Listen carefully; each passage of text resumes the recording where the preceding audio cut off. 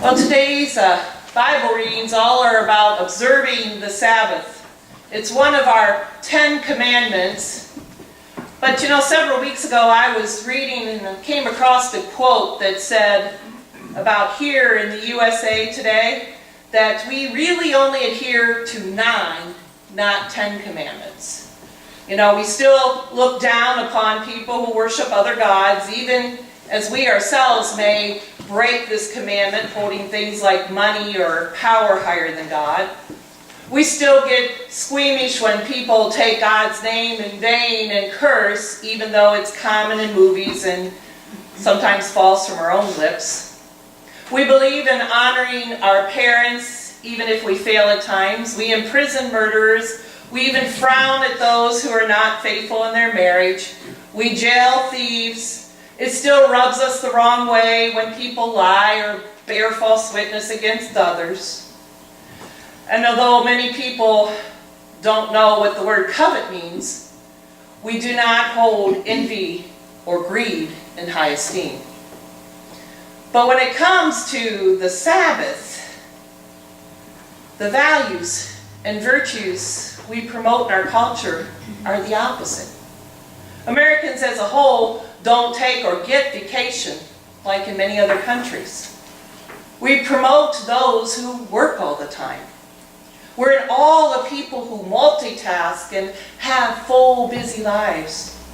And students who get good grades participate in a multitude of extracurricular activities, and on top of all that, volunteer their times, are the ones who are awarded with the best scholarships. Sabbath rest doesn't fit these values or virtues in our culture today.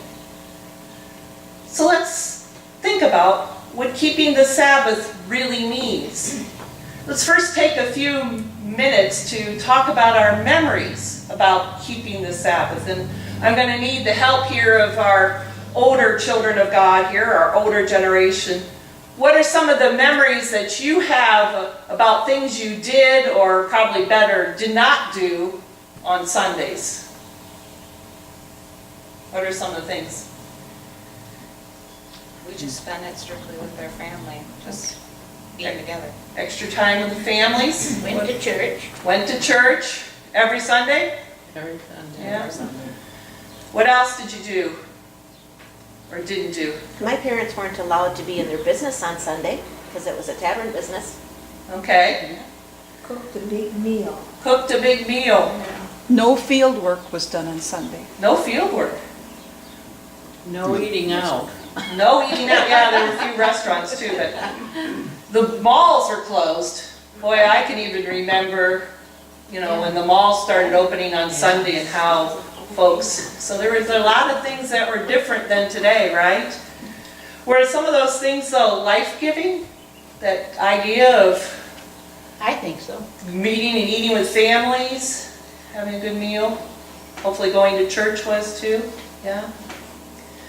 So did you know though that the 10 Commandments in the Bible are actually in the Bible twice, once in Deuteronomy, which is where we read from today, and also in Exodus. They're almost identical. I mean, the list is the same. But the commandment that differs the most is the one on keeping the Sabbath. There's two things that differ. One is the verb on what to do. It's observe, like we had today in Deuteronomy, and it's remember in Exodus. And there's a slight nuance difference there. Observing kind of is also keep, and it's like you keep it and you dutifully do that every day, and remember could just be like recalling and that. But the bigger difference is the reason why we are to keep or remember the Sabbath. In Deuteronomy it says, so that your male and female slave may rest as well as you.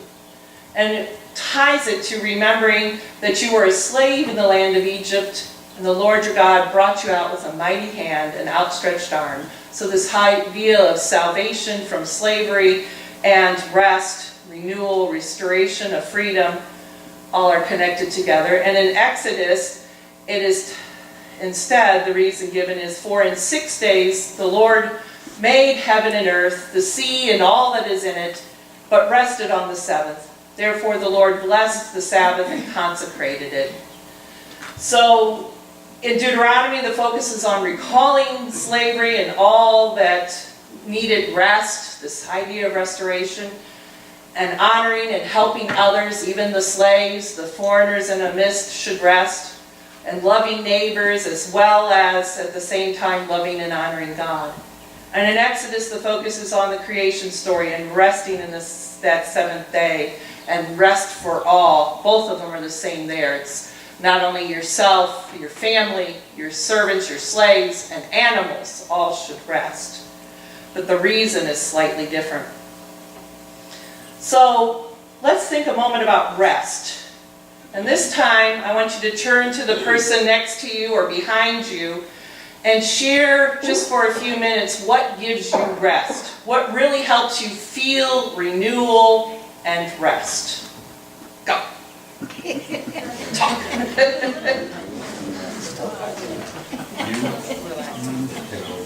Besides a nap? When you get to sleep in the morning, Yeah. yeah, it makes a difference. That extra hour or two. Reading does too.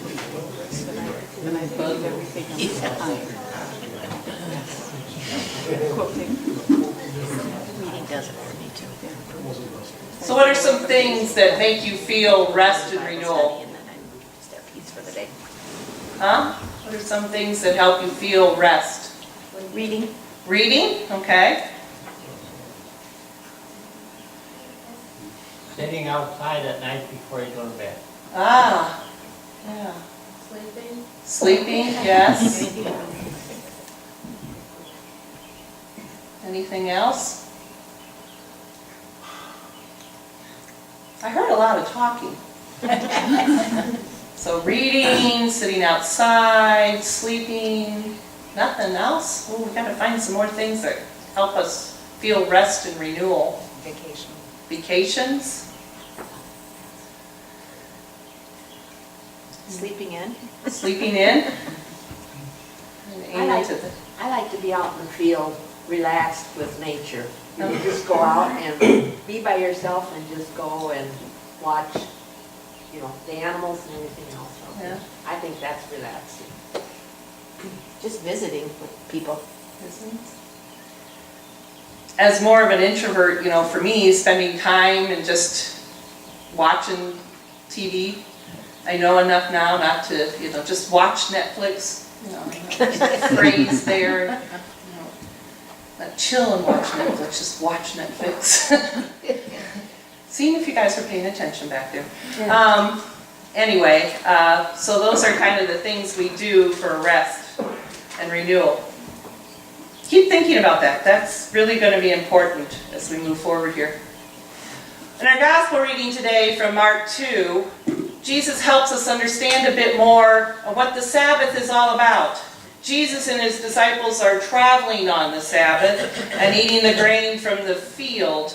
Well, traveling was against the Sabbath, and so was doing any kind of work in preparing food, even just taking a grain from a stalk. That was work, and that was forbidden under the rules of the Sabbath.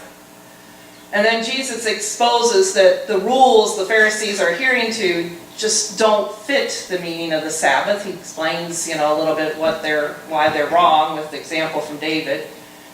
And then Jesus heals a man's hand, and not just anywhere, but in the synagogue, like at church. Yes, this is horrid. You know, it's really shocking for them. So when we step back a little and look at Jesus' actions and what he says, it's clear the purpose of Sabbath is for rest, renewal, restoration. The rule of no work for anyone or any animal is for renewal, restoration, eating for strength, healing for life. The goodness of life and what life-giving is what is really important about the Sabbath. Well, I'm going to make you work one more time during the sermon today. I hope you get the irony of you guys sharing and working during the sermon today. But I want you to talk to one another one more time. This time, I want you to share with one another the obstacles. What prevents you from taking time for rest and renewal? So what are the obstacles that kind of prevent you from taking Sabbath rest. We always got a schedule. Not knowing to say no. What are your obstacles? Mine, have you heard that before?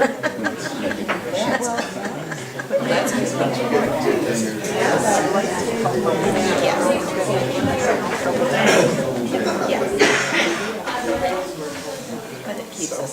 I'm the kid, you know, I grew up on a dairy farm. Okay, so what are some of our obstacles that prevent us from getting the Sabbath rest that we need? Life is so Life. busy. Life is so There's busy. so much going on and Is that what you were gonna share? Life busy, yeah. Your kids. Farm work has to, there's farm work that has to be done. The cows won't wait. Cows won't wait. Could field work wait though? Sometimes, but sometimes Not, not, yeah. because Mother Nature doesn't always cooperate. That's why I was surprised at your answer earlier, about field work waiting, and not being done on Sunday, because, my mindset is like, oh, it's gonna be okay, you have to get out in the field if it's gonna rain in 2 days, you wanna get that hay in right away, so.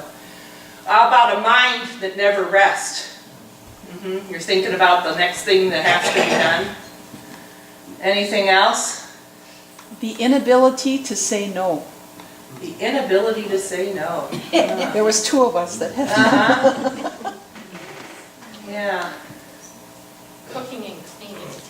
Cooking and cleaning, yeah.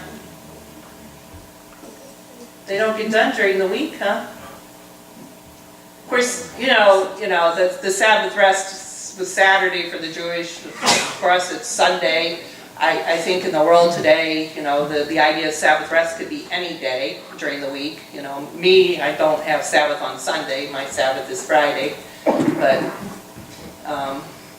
anything else? Maybe realizing if we didn't have so much stuff, we wouldn't have to work so hard to keep up the lifestyle to have all that stuff. Yeah. Quite a few obstacles, right? What I'm going to do is just ask you to pray about these obstacles and ask God to help you to overcome these obstacles, to find what you need for that Sabbath rest each week. Remembering it's not about keeping rules, but about renewal, restoration, life. Because as you remember in the Bible, God values life. Remember the creation story. After each day of creation, God declares it's good. And God sent Jesus because God loves the whole world. Everything. God values life and creation. And God created the Sabbath for you. Not as a rule, but to help you, to give you life and realize the beauty, the wonder, and the value of life. Not just for you, but then also for each other. So may God inspire you and fill you with the desire to keep the Sabbath and give you the time you need for that true Sabbath rest each week, so that you may always know how much God loves you and all of God's creation. Amen.